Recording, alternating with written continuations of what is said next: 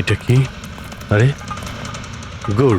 এই যে এইটাই। আচ্ছা, এর পরে সঞ্জীব বাবু, এরপর মনে আছে আপনি কোথায় গিয়েছিলেন? 3টে গোল দেখতে পেয়েছিলাম। তোমরা ওই দিকটা দেখো, আমরা এদিকে যাচ্ছি।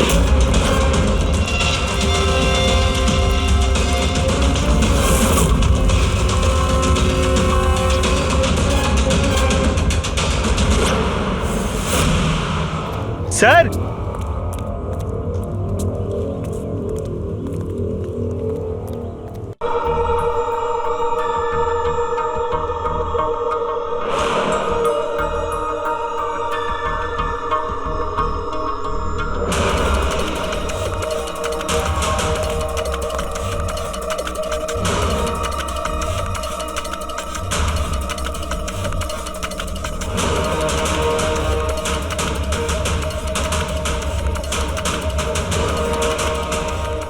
তোকে আজ মেরেই ফেলবো আমি। তুই আমার হাত থেকে আর বাঁচতে পারবি না। না না, তুমি এটা করতে পারো না, প্লিজ। তুমি তুমি এরকম করতে পারো না। নিশ্চয়ই পারি। কে ওখানে? তুমি আমার সঙ্গে যা করেছো তারপরে তো আমি নিশ্চয়ই করব। কে ওখানে?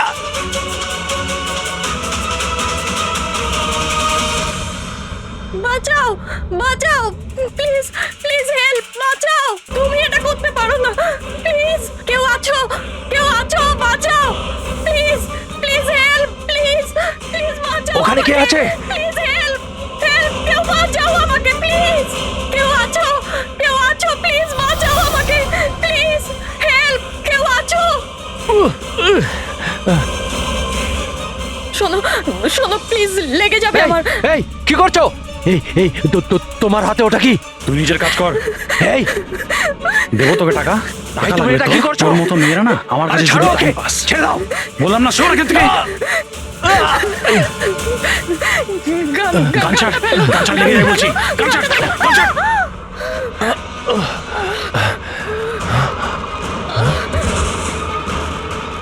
এই গুলি করে দিলে? গুলি করে দিল। হ্যাঁ, খুন করেছে, খুন করে দিয়েছে পুলিশ, খুন করেছে পুলিশ। এই আরেকটা গুলি কে চালালো?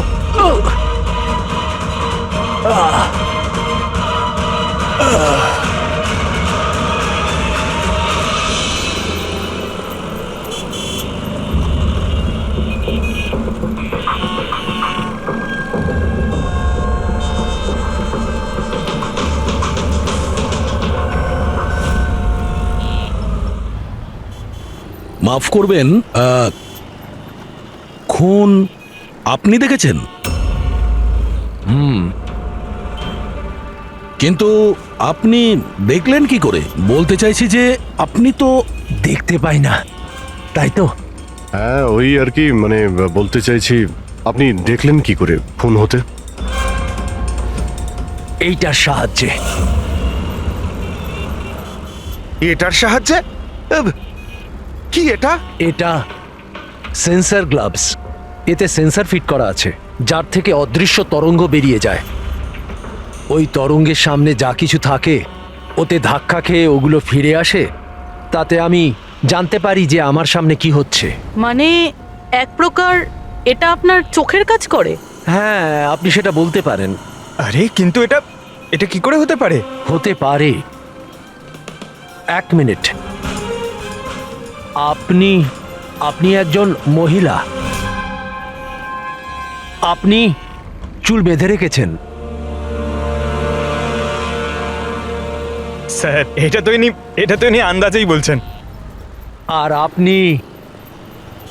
আপনি বেশ গোলগাল দেখতে, হেলদি ইয়াং বয়। এটা তো ভুল বলেননি, দিন দিন তো মোটা হচ্ছ। ওয়েট তো চেক করেছিলাম স্যার, একটু কমও দেখাচ্ছিল। আপনি বলছেন যে এই ডিভাইসের সাহায্যে আপনি দেখেছেন কাউকে খুন হতে? একটা মেয়ের খুন হয়েছে স্যার, তাকে গুলি করা হয়েছে, গুলি। কোথায়? আই মিন এখানেই কাছাকাছি? না, এখানে নয়, এই জায়গাটা একটু এবড়ো খেবড়ো। ওটা খুব স্মুথ ছিল, ওখানে সিঁড়িও ছিল না। আচ্ছা, আপনি ওই জায়গা থেকে এখানে কি করে এলেন? জানি না, ঘটনাস্থলে কেউ আমাকে এখানে পিছন থেকে মারলো, আর তারপর আর কিছু জানি না। চোখ খুলে দেখলাম আমি এখানে। সঞ্জীব বাবু, কাল রাতে কি হয়েছিল আপনি আপনি ডিটেলসে বলুন আমাদের। আসলে আমি কাজ থেকে ফিরছিলাম আর তখন আমার অটোটা একটা সিগন্যালে দাঁড়ায়। হে হে এ ওদিকে কি, ওদিকে কি? কি আরে ভেতর থেকে তুমি একটা মেয়ের চিৎকার শুনতে পেলে না? মেয়ের চিৎকার? কি বলছেন কি আপনি? ও বের বললো। কি বলছেনটা কি আরে আপনি? আচ্ছা নাও, এটা তুমি রাখো রাখো। ঘটনাস্থলে আমি যখন পৌঁছলাম তখন দেখলাম যে একটা ছেলে আর একটা মেয়ে ছিল। ছেলেটার হাতে পিস্তল ছিল, গান। দুজনে ঝগড়া করছিল, ধস্তাধস্তি হচ্ছিল। খুন করেছে পুলিশ। এই আরেকটা গুলি। ব্যাস, যখন আমার চোখ খুললো তখন ওই ছেলেগুলো আমার গ্লাভস চুরি করবার চেষ্টা করেছিল আর আমি ওদের ধরে ফেলি।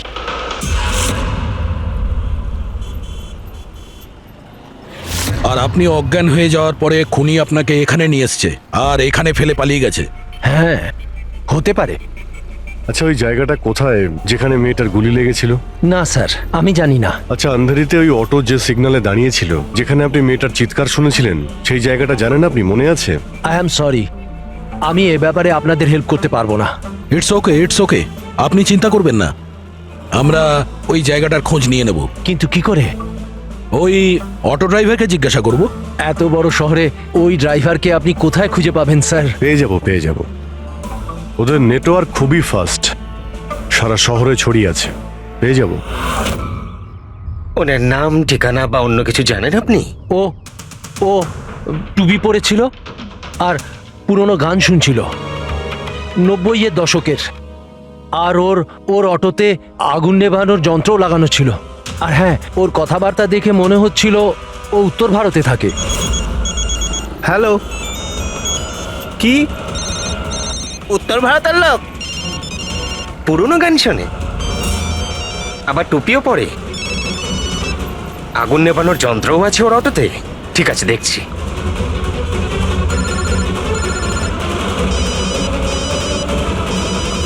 হ্যালো হ্যালো রাজু, হ্যাঁ ভাই।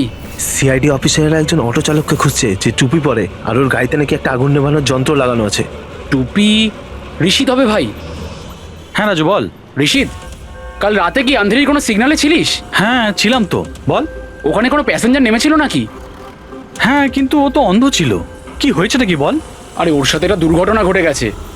সিআইডির লোকেদেরকে নিয়ে এসেছে, তোর সাথে দেখা করতে চায়। সিআইডি? সঞ্জীব বাবু, দেখে বলুন তো যে এই অটোওয়ালা কিনা। মনে পড়ছে কিছু আপনার? হ্যাঁ স্যার, ইনিই তো ছিলেন। হ্যাঁ, এই ছেলেটা। স্যার, আমি কিছু করিনি স্যার, আমি কোনো চিৎকার শুনিনি স্যার। হ্যাঁ স্যার, ইনি চিৎকার শুনেছিলেন, কিন্তু আমার স্ত্রী অসুস্থ ছিল, আমার হসপিটাল যাওয়ার ছিল, তাই আমি ওনাকে ছেড়ে চলে গেছি। আরে ভয় পেও না, তোমায় কেউ কিচ্ছু বলবে না। তুমি বলো এই লোকটাকে তুমি কোথায় নামিয়েছিলে? এই তো এই সিগন্যালে ছেড়েছি স্যার। তারপর ওই সিগন্যাল থেকে কোন দিকে গিয়েছিলেন উনি? এই সামনের গলিটার মধ্যে স্যার। ঠিক আছে, তুমি যাও। Thank you very much, thank you. আসুন। আসুন সঞ্জীব বাবু। অটোওয়ালা আপনাকে এই গলির মধ্যে আসতে দেখেছিল। এখানে দুটো রাস্তা আছে, একটা এটা আর একটা ওটা।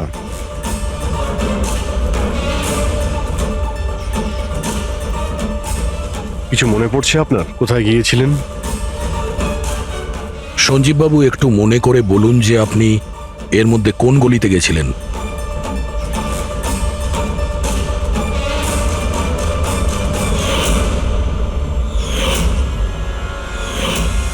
একটা পাখির মতো দেখতে মূর্তি ছিল।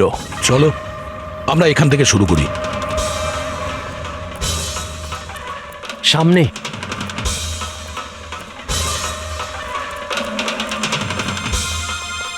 স্যার, এই দেখুন। সঞ্জীব বাবু, দেখুন তো এই মূর্তিটাই কিনা। হ্যাঁ হ্যাঁ, এটাই। অভিজিৎ স্যার, মূর্তি পেয়ে গেছি। এটা কি? আরে গুড।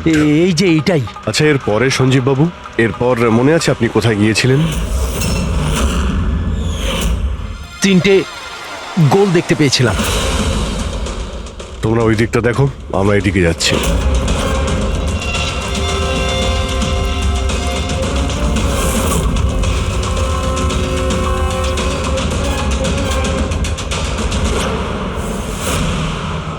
স্যার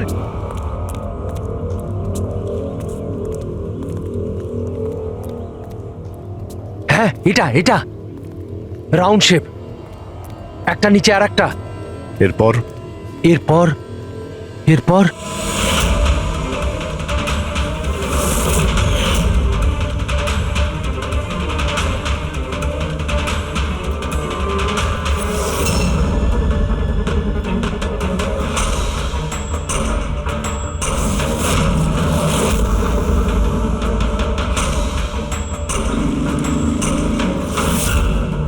এদিকে এদিকে, এই যে। সাবধানে।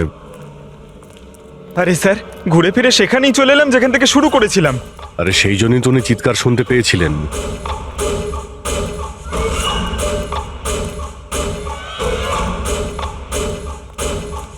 স্যার, এই জায়গাটা একেবারে জনবসতির মাঝখানে, তাহলে গুলি চলার আওয়াজ কেউ শুনতে পাইনি কেন? কারণ গানে সাইলেন্সার লাগানো ছিল।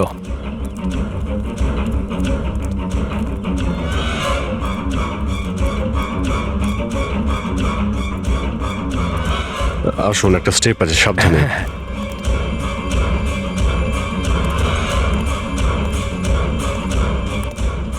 না না, ঠিক আছে।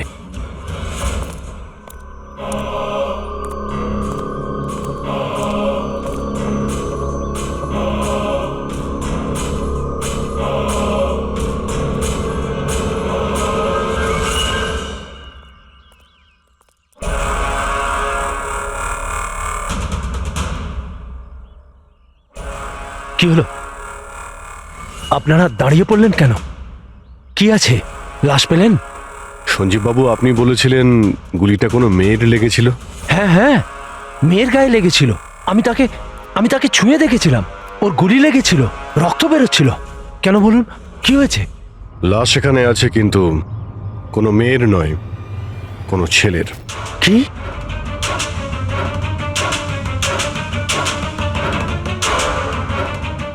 He is dead. মনে হচ্ছে সেই যে ওই মেয়েটাকে মারার চেষ্টা করেছিল। স্যার, ওনার কথা অনুযায়ী এখানে দুটো গুলি চলেছিল। হয়তো হয়তো এই দ্বিতীয় গুলিটায় মারা গেছে।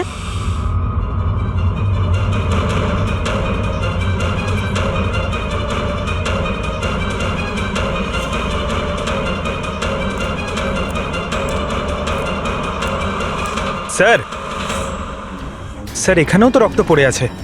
ওটা যদি ওর রক্ত না হয় তাহলে ওই মেয়েটার হতে পারে। গুলি তো ওর এখানেই লেগেছিল স্যার।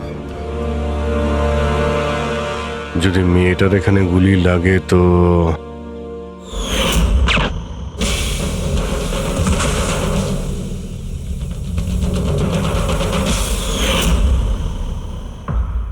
আপনি বললেন যে আপনার মাথায় পিছন থেকে কেউ মেরেছিল, তো সেটা দ্বিতীয় গুলি চলার পরে আপনার লেগেছিল নাকি সেটা চলার আগে? না না, দ্বিতীয় গুলিটার পর মেরেছে।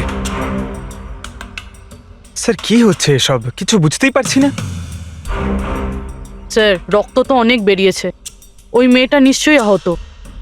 স্যার, না তো কোনো মোবাইল পেয়েছি, না ওয়ালেট, কোনো আইডেন্টিফিকেশন নেই। আর স্যার, ওর হাত আর আঙুলে যে চিহ্ন আছে সেগুলো দেখে মনে হচ্ছে কেউ যেন ঘড়ি আর আংটি চুরি করে নিয়েছে। আচ্ছা, এদের দুজনকে চিন্তায়ের উদ্দেশ্যে মারেনি তো? আগে এটা খোঁজ নিতে হবে যে মেয়েটা কোথায়। যদি আহত হয় কোনো হসপিটালে থাকবে, আর যদি মারা যায় তাহলে খুনি ও লাশ গুম করার চেষ্টায় রয়েছে। মিসিং পার্সন ব্যুরোতে খোঁজ নিয়ে দেখো তো এর ব্যাপারে কিছু জানতে পারা যায় কিনা। বস, ক্রাইম স্পটে ওই জায়গাতে মাটির ওপর যে রক্ত পাওয়া গেছিল, ডিএনএ টেস্ট অনুসারে ওই রক্তটা কোনো মেয়ের। আসলে এই মেয়েটা ওই সময় ওখানে উপস্থিত ছিল না যখন তোমরা গেছিলে, কিন্তু ক্রাইম যখন হয়েছিল তখন ওই মেয়েটা নিশ্চয়ই ওখানে ছিল।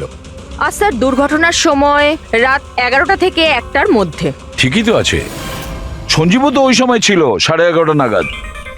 হ্যাঁ স্যার, আর সঞ্জীব বাবুকে অজ্ঞান অবস্থায় সেখানে রেখে দেয় যেখান থেকে আমরা ওনাকে পাই।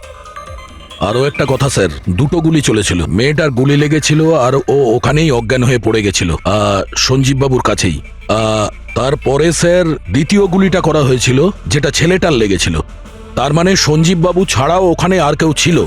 যে ওই আহত মেয়েটাকে ওখান থেকে নিয়ে গিয়েছিল আর সঞ্জীব বাবুকে ওই ফুটপাতে ফেলে গেছিল? স্যার আমি আশেপাশের এলাকায় খোঁজ নিয়েছি, ওখানে কেউই কোনো ছেলে এবং মেয়েকে আসতে বা কোনো আহত মেয়েকে ওখান থেকে যেতে দেখেনি। আচ্ছা, সালুকে একটা কথা বলো, যদি খুনি সঞ্জীবকে ক্রাইম সিন থেকে তুলে নিয়ে গিয়ে ওখানে যেখানে আমরা ওকে পাই, তাহলে হতে পারে ওই লোকটার কোনো ট্রেসেস সঞ্জীবের পোশাকে আছে। খোঁজ নিতে পারবে কে ছিল সে? অবশ্যই খোঁজ নিতে পারবো। তাহলে খোঁজ নাও।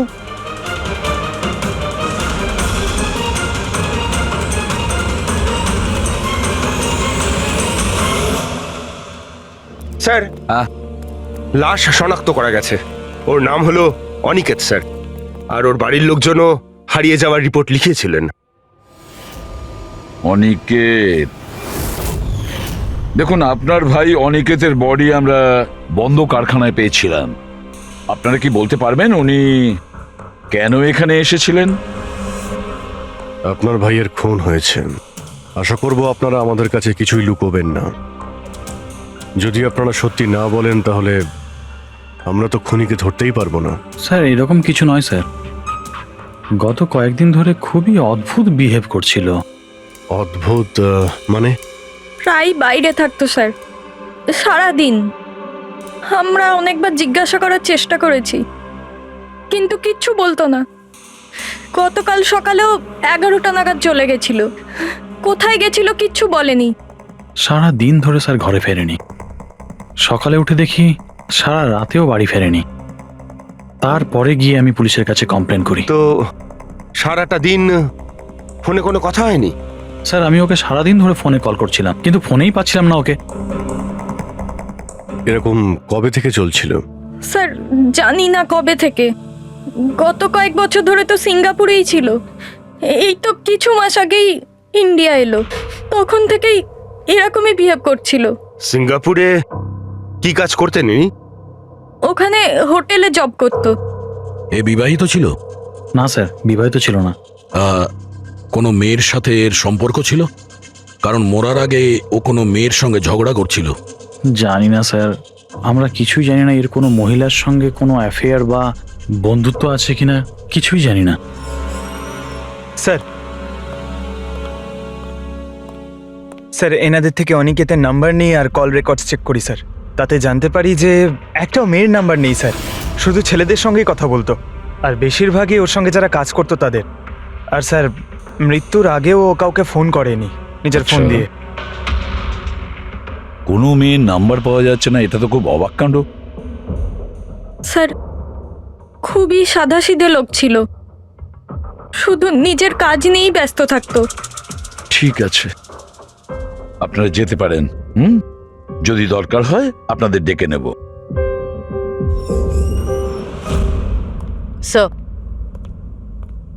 স্যার কালকে কারখানায় যাওয়ার আগেই অনিকেত সারাদিন একই জায়গায় ছিল। কোন জায়গায়? Sir coffee shop. স্যার এর ক্রেডিট কার্ডের বিল থেকে এটা প্রমাণিত হয় যে এ সারাদিন ওই কফি শপে ওর ক্রেডিট কার্ড সোয়াইপ করেছিল। হ্যাঁ স্যার, ওর ফোনের লাস্ট লোকেশন ওই কফি শপই ছিল। কোন কফি শপ ছিল ওটা? Pillow coffee shop. যাও ওই পিলো কফি শপে আর খোঁজ নাও ও সারাদিন বসে কি করছিল। স্যার,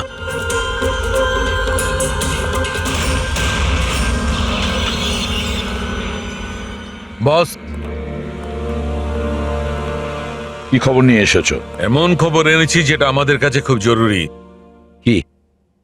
এর পোশাকের মধ্যে আমি কয়েকটা আলাদা আলাদা ডিএনএ স্যাম্পল পেয়েছি। কিছু মানে? কিছু মানে 5 জন লোকের ডিএনএ স্যাম্পল পেয়েছি। 5? হ্যাঁ 5, আর এই 5 জনই মেয়ে। আর সঞ্জীবের জামা কাপড় থেকে আমরা 2 ধরনের ডিএনএ পেয়েছি, আর এই দুটো স্যাম্পল অনিকেতের জামা কাপড় থেকে পাওয়া স্যাম্পলের সঙ্গে ম্যাচ করে গেছে। মানে 5 জনের মধ্যে 2 জন যারা অনিকেতকে ছুঁয়েছিল, ওরা আবার সঞ্জীব বাবুকেও ছুঁয়েছিল। তার মানে অভিজিৎ, এই পুরো কাজটা দুটো মেয়েই করেছে।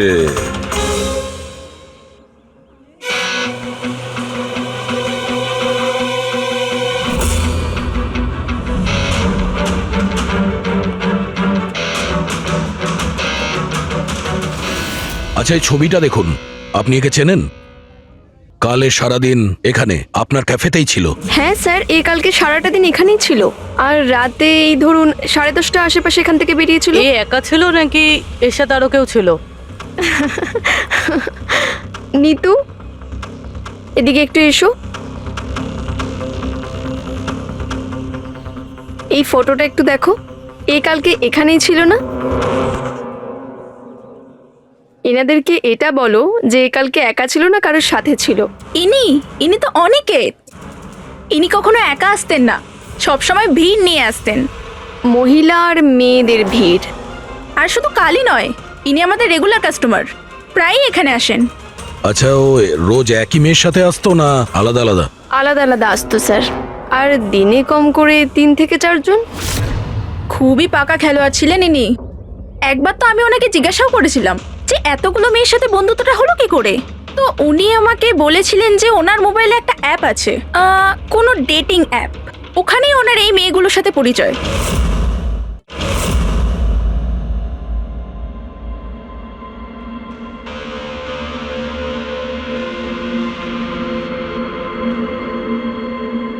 কিছু জানতে পেরেছো? হ্যাঁ স্যার, অনিকেতের ডেটিং অ্যাপের ব্যাপারে জানা গেছে। ওই অ্যাপটার নাম ম্যাচ আপ। Match up? এটা দুজনের সাথে বিয়ে দেওয়ার কোনো অ্যাপ নয় তো? হ্যাঁ স্যার, ওই রকমই কিছু, কিন্তু অনিকেত এই অ্যাপের ভুল ব্যবহার করেছে।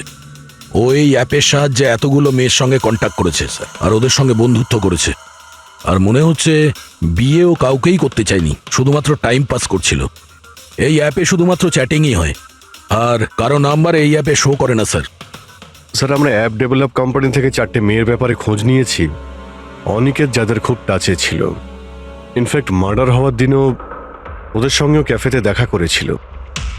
পুরবি কথা বলছে। প্রথম মেয়েটা হলো মোনা। হ্যাঁ, আমি দেখা করেছিলাম ওনার সাথে কফি শপে এই 4টে নাগাদ। কফি খেয়েছিলাম আর একটু কথাও বলেছিলাম আমরা। তারপর আমাকে বেরোতে হলো, আমার কিছু আর্জেন্ট কাজ ছিল। স্যার, এ বলছে যে কফি শপের পরে ও বিউটি পার্লারে গিয়েছিল, আর ওখান থেকে একটা মুভির প্রিমিয়ারে। দ্বিতীয় জন হলো রূপালী। তাহলে বলো, তোমার কি বক্তব্য? ও অনেক দিন ধরে আমার পিছনে পড়েছিল, খালি বলতো দেখা করো দেখা করো। ভীষণই বোরিং ছিল, আই টেল ইউ। ওর সাথে 1 কাপ কফি যে আমি কিভাবে খেয়েছি, আর কফিটা শেষ হওয়ার সাথে সাথেই আমি ওখান থেকে বেরিয়ে গেছি। ও বলেছিল স্যার ও অনিকেতের সঙ্গে 6টার সময় দেখা করেছিল, আর তারপরও ফ্যামিলি ফাংশন অ্যাটেন্ড করতে আন্ধেরি গিয়েছিল। আর তৃতীয় অঞ্জু স্যার।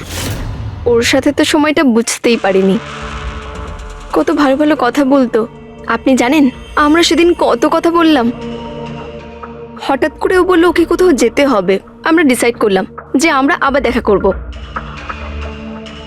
আর তারপর চলে গেল। এই মেয়েটা কফি শপ থেকে বাইরে বেরই হয়নি। এর স্টেটমেন্ট অনুযায়ী ও কফি শপেই বসেছিল কফি শপ বন্ধ হওয়া পর্যন্ত, 12টা অবধি। স্যার, এদের স্টেটমেন্ট আমরা ক্রস চেক করেছি, ঠিকই বলছে। স্যার, সঞ্জীববাবু বলছেন কোনো মেয়ের গুলি লেগেছিল।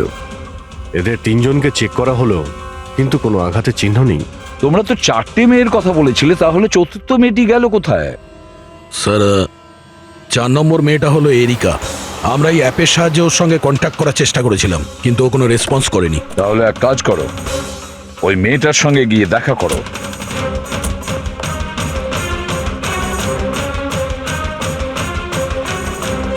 রজত, তাড়াতাড়ি রেডি হও। আর কত সময় নেবে? এতটা সময় তো মেয়েরাও নেয় না। আসছি বাবা, জাস্ট 2 মিনিট। Excuse me. হ্যাঁ বলুন, কাকে চাই? এরিকা। হ্যাঁ আমি, কিন্তু আপনারা? সিআইডি। সিআইডি? এসব কি? হ্যাঁ, কি হয়েছে স্যার? স্যার, কোনো প্রবলেম হয়েছে? আপনাকে আমরা মেসেজও করেছিলাম ম্যাচ আপ অ্যাপ থেকে। আপনাকে সিআইডি ব্যুরোতে আসতে বলেছিলাম, আপনি আসেননি, তো আমাদের আসতে হলো। Match up app? এটা কি? Dating app. Dating app? তুমি এই ডেটিং অ্যাপে কি করছো? হ্যাঁ শোনো, ওনাদের কোনো ভুল হচ্ছে, আমি কোনো ডেটিং অ্যাপে নেই। সেটা কিভাবে হতে পারে?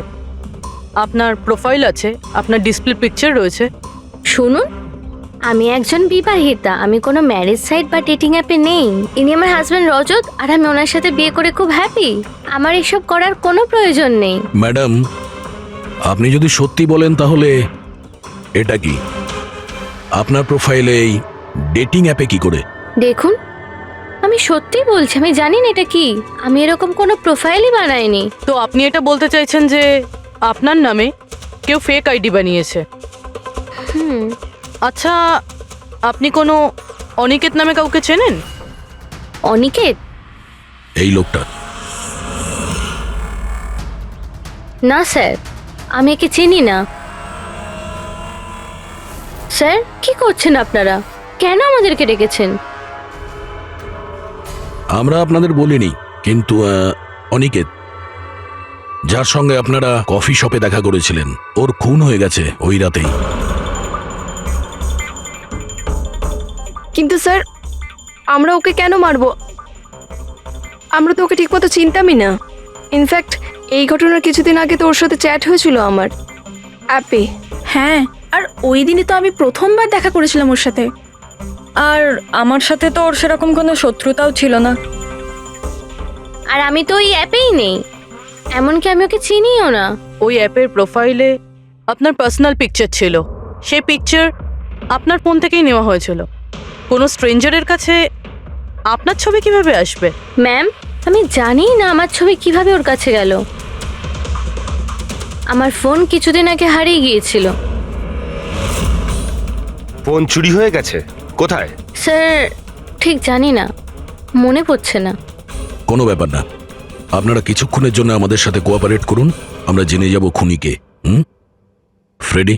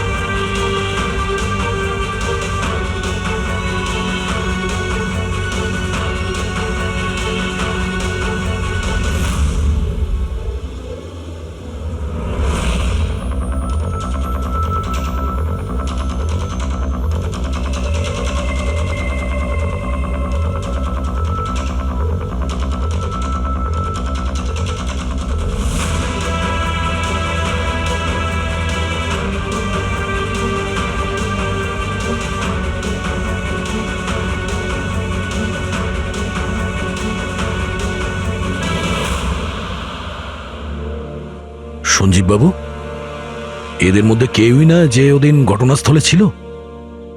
এদের মধ্যে কেউ নয়। ঠিক আছে, আপাতত আপনারা যেতে পারেন। Thank you.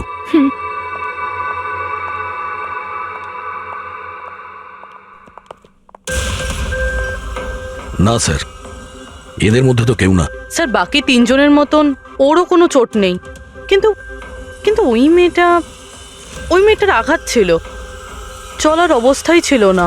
কিন্তু সালুকে যে আমাকে বলল ও সঞ্জীবের পোশাকে যে ডিএনএ টেস্ট করেছিল তাতে তো দুটো মহিলার ট্রেসেস পাওয়া গেছে। ঠিক আছে, কিন্তু একজন আহত হতে পারে, আরেকজন সেও তো ওই চারজনের মধ্যে একজন হতে পারে।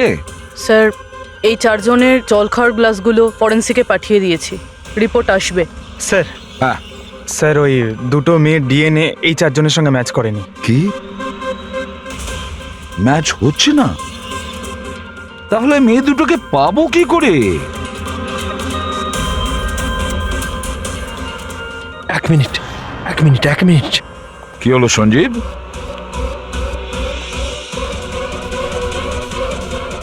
এসিবি স্যার, আমি এই গন্ধটা চিনি। গন্ধ? আমার আফটার শেভ মনে হয় স্যার। না না, এটা ওই গন্ধ যেটা আমি ঘটনাস্থলে পেয়েছিলাম, একদম ওটার মতো। কফি আর চা?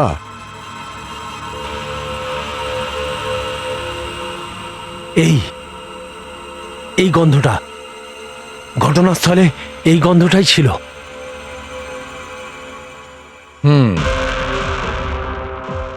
আর আমি পঙ্কজের জামার হাতার ওপরে কফির দাগ পেয়েছি।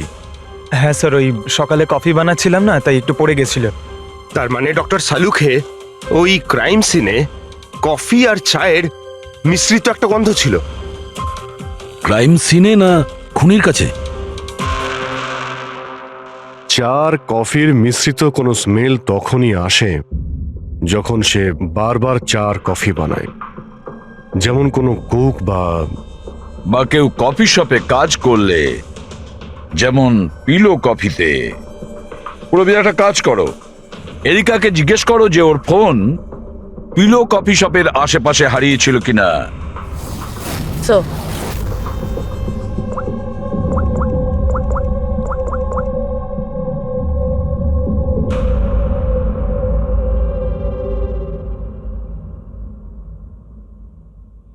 স্যার, হ্যাঁ স্যার ওনার ফোন ওখানেই হারিয়েছিল, ওই কফি শপে।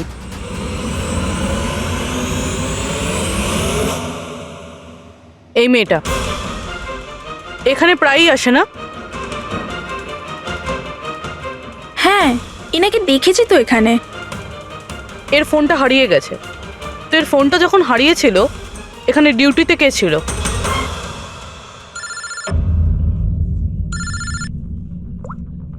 হ্যালো, হ্যাঁ ফ্রেডি। ও গুড, ঠিক আছে, আমরা এক্ষুনি ওখানে পৌঁছচ্ছি। পুরবি, সো ফ্রেডির ফোন ছিল। ওই হসপিটালটার খোঁজ পাওয়া গেছে যেখানে ওই আহত মেয়েটা ভর্তি আছে। স্যার, ওই মহিলাই যে অনিকেতের খুন করেছিল? হ্যাঁ, ওই মেয়েটা। আমাদের এক্ষুনি ওখানে যেতে হবে। স্যার, আমাদের এখন বেরোতে হবে, কিন্তু যতক্ষণ অবধি জিজ্ঞাসাবাদ কমপ্লিট না হচ্ছে কেউ কফি শপ থেকে বেরোবে না।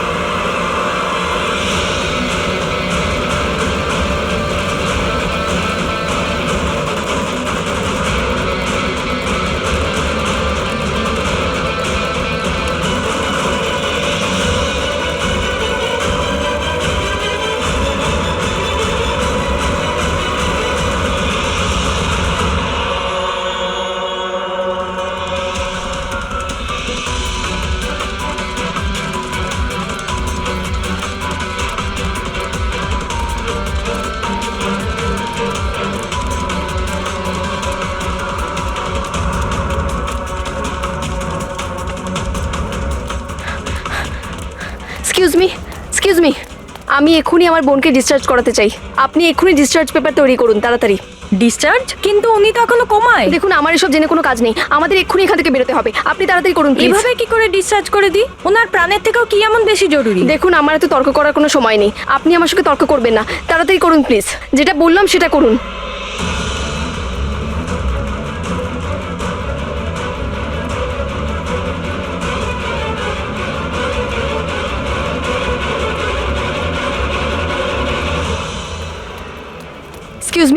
এক্সকিউজ মি, আমার দিদি স্বপ্নাকে এক্ষুনি ডিসচার্জ করাতে হবে, এক্ষুনি। ওর বিলের টোটাল অ্যামাউন্টটা বলবেন প্লিজ। Excuse me. মনে হয় খুব তাড়া আছে তোমার।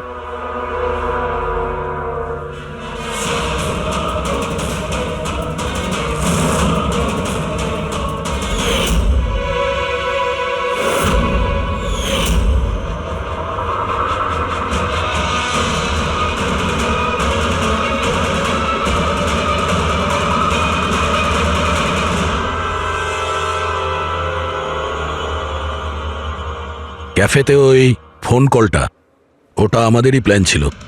আমরা এটাই দেখতে চাইছিলাম যে ওই আহত মেয়েটার মিথ্যে খবরের জালে কে ফাঁসে। আর তুমি ফেসে গেলে, এটাও ভাবলে না যে সিআইডি তোমাকে ফলো করছে? তুমি নিজেই আমাদের এখানে নিয়ে এসেছো, আর তাই পালিয়ে কোনো লাভ নেই। সেই জন্য তোমার জন্য এটাই ভালো হবে, নিজের অপরাধ স্বীকার করে নাও।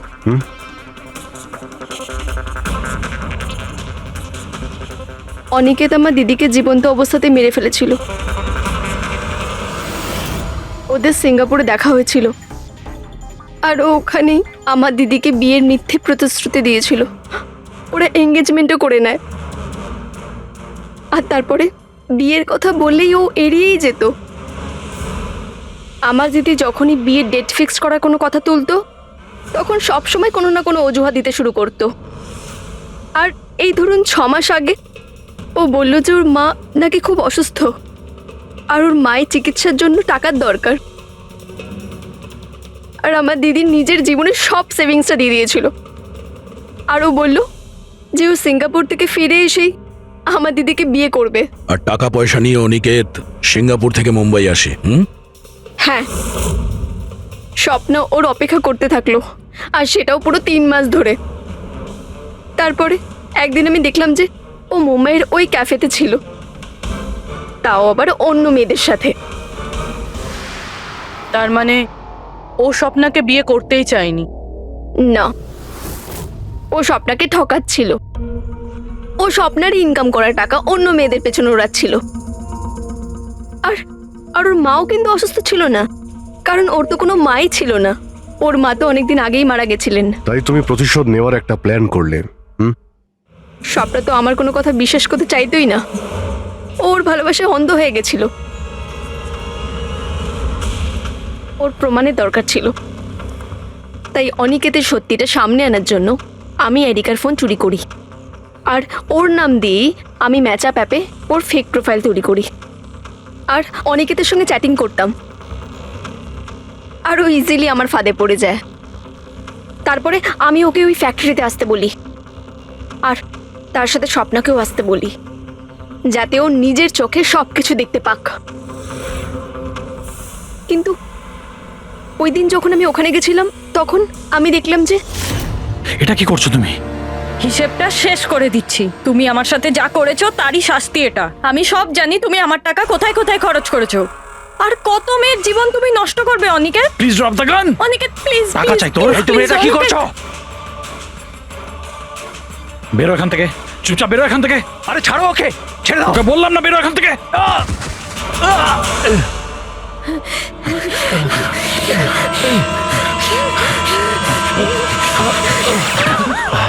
এই, গুলি করে দিলে, গুলি করে দিল। হ্যাঁ, খুন খুন করে দিয়েছে পুলিশ। এই, আরেকটা গুলি কে চালালো? আরেকটা গুলি চালিয়েছে পুলিশ।